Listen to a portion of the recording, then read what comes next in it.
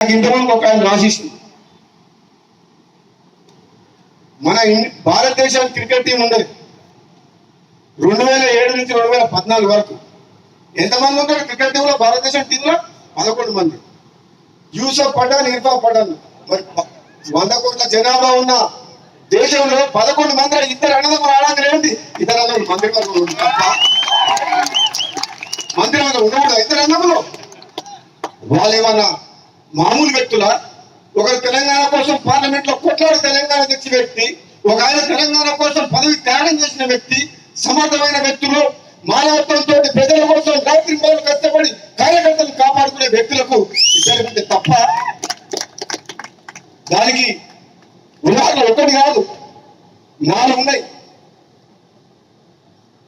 నీకు సమర్థత కావాలి. నేను మంత్రపేరు అడేది, నేను ఒక జాలితోటి ఒక పైరవి చేసి అడుగుతలేను. రాజగోపాల్ రెడ్డికి కెపాసిటీ ఉంటేనే, దమ్ము ఉంటేనే, ధైర్యం ఉంటేనే ఆయన నిజంగా చేయగలుగుతున్న మంత్రి పదవి అరుడు అనుకుంటేనే ఆయన మంత్రి పదవి ఇవ్వాలి తప్పితే ఏదో రిజర్వేషన్ కోటాలు కాదు, నాకు మాట ఇచ్చినది కాదు. రేపు మంత్రి పదవిలో వస్తే నల్లగొండతో పాటు తెలంగాణ రాష్ట్రానికి, కాంగ్రెస్ పార్టీకి, ప్రభుత్వానికి మంచి పేరు తీసుకొస్తాడు, మంచి పని చేస్తాడు అంటే కాంగ్రెస్ పార్టీ అధిష్టానం ఇవ్వాలి. కానీ అంతేగాని మన జానారెడ్డి గారు చెప్తున్నారు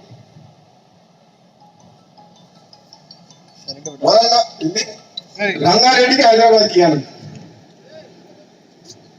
ఆయన 20,000 30,000 మంత్రి పదవి ఇచ్చారు. ఇప్పుడు వచ్చి గుర్తొచ్చింది రంగారెడ్డి హైదరాబాద్. ఏ మంత్రి పార్లమెంట్ సభ్యుని గెలిపించారు? చాలా మంది మంత్రులు తెలంగాణలో పార్లమెంట్ కు ఇన్ఛార్జ్ పెట్టిన మంత్రి. కానీ భువనగిరి పార్లమెంట్ కు మంత్రి ఇన్ఛార్జ్ రాలే, ఒక ఎమ్మెల్యేగా ఇన్ఛార్జ్ పెట్టింది కాంగ్రెస్. అన్ని పార్లమెంట్లకు ఇన్ఛార్జ్ మంత్రులను పెడితే మరి నిజంగా నాకే కెపాసిటీ లేకపోతే, నాకే ధైర్యం లేకపోతే, నాకే మంచి పేరు లేకపోతే, నేనే గెలిపించే శక్తి లేకపోతే ఎందుకు ఇన్ఛార్జ్ పెట్టి నన్ను? అన్ని తెలంగాణ మొత్తం మంత్రులు ఇన్ఛార్జ్ పెట్టి భువనగిరి ఎందుకు ఎమ్మెల్యేలు ఇన్ఛార్జ్ పెట్టిండ్రు అంటే గెలిపించే సత్తా ఉంది, ప్రజల్లో పొందడమే కదా. మరి ఇచ్చిన వాటిని నిలబెట్టుకునే బాధ్యత ఎవరిది? మీరు ఇన్ఛార్జ్ పెడితే గెలిపించి ఇచ్చిన వాళ్ళు గెలిచిందా? మేరకు గెలిచిందా? కరీంనగర్ గెలిచిందా? ఈ మంత్రులను ఎక్కడ పోయింది? మరి ఎక్కడ నేను అయ్యేది? దయా దాక్షిణ్యాల మీద మీరు ఎప్పుడు ఇస్తారా అని మేము ఎదురు చూసుకోలేము. నిజంగా పార్టీ బతకాలంటే, ప్రభుత్వం మంచి పేరు తేవాలంటే, నిజాయితీగా సమర్థవంతంగా ప్రజల కోసం, పార్టీ కోసం, ప్రభుత్వం మంచి పేరు తీసుకొచ్చే వ్యక్తులకే ఇవ్వాలి అని చెప్పి అంటున్నాం. ఈ పైరవికారులను పక్కన పెట్టాలి. పైరవికారులను పక్కన పెట్టాలి. కాంగ్రెస్ పార్టీ ఇంకా బలంగా కావాలి. ఒక యువకుల్ని ప్రోత్సహించాలి. పార్టీ కోసం కష్టపడే వాళ్ళని మానవత్వంతో పనిచేసి ప్రజలతో మమేకమై, కార్యకర్తలతో మమేకమై, అవసరమైతే డి అంటే డి అని కొట్లాడే శక్తి ఉన్న వాళ్ళని అధికారం ఇస్తే అప్పుడు ప్రజలు సంతోషిస్తారు, పార్టీకి లాభం అవుతుంది. దారిలో కూడా దారి ఎక్కిస్తే పదవి వస్తే కొట్లాడతాడా? కేసీఆర్ అనే వ్యక్తిని గద్దె దింపేలాగా నిద్రపోను అని చెప్పి పార్టీ మారి బీజేపీలో ఉన్నా సరే తెలంగాణ ప్రజలందరూ కూడా కాంగ్రెస్ పార్టీ వైపు చూస్తే నేను మళ్ళీ వెనకడుగు వేసి కాంగ్రెస్ పార్టీలోకి వచ్చి గద్దె దింపినా లేదా?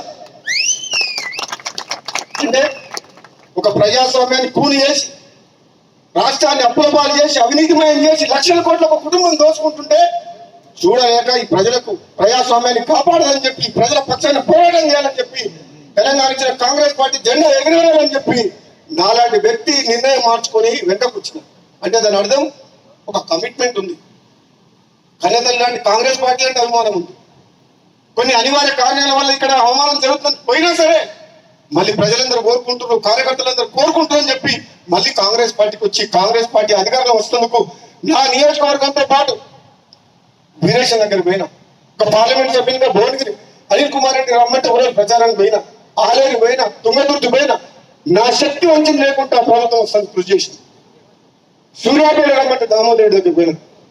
అంటే నేను నా పదవి కోసం, నేను పదవి అడుక్కునే పొజిషన్లో, నా ఎమ్మెల్యే పదవి తెచ్చుకునే పరిస్థితులు లేను. ఈ తెలంగాణ రాష్ట్రం కోసం 5 ఏళ్లు పోరాటం చేసి సోనియా గాంధీ కాంగ్రెస్ పార్టీని ఒప్పించి పార్లమెంట్ లో తెలంగాణ గొంతు వినిపించి తెలంగాణ తెచ్చిన ఎంపీల్లో నేను ఒకరిని. నాకు ఒక కమిట్మెంట్ ఉంది.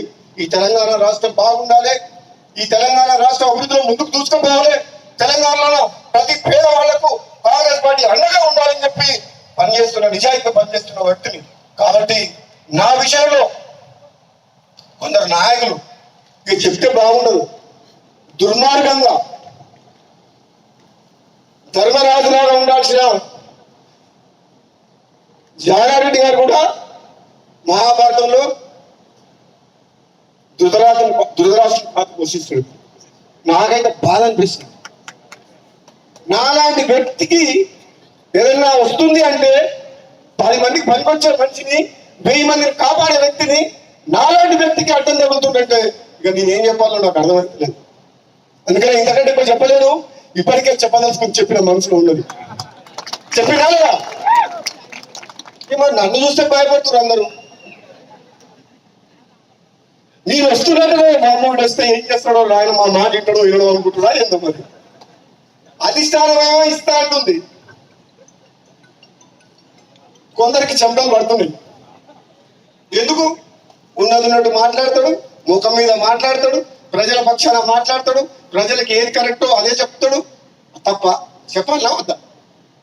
చెప్పాలా వద్దా? భయపడి అన్నిటికీ తలకాయ ఇవ్వాలనా? మునుగోడు గడ్డ తమ్ముడు చెప్పినట్టు మొత్తం కేసీఆర్ పాపంలో పట్టుకున్న కేసీఆర్ 100 మంది ఎమ్మెల్యేలు వచ్చి మొత్తం మునుగోడులో గల్లీ తిరిగిపోయారు.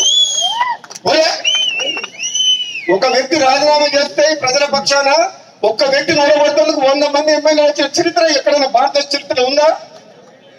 మీ అందరూ గర్వపడేలాగా ఉండాలి రాజగోపాల్ రెడ్డి తప్పే బాబా బాబా అని అడుగునేటట్టు నేనే తప్పు చేసినా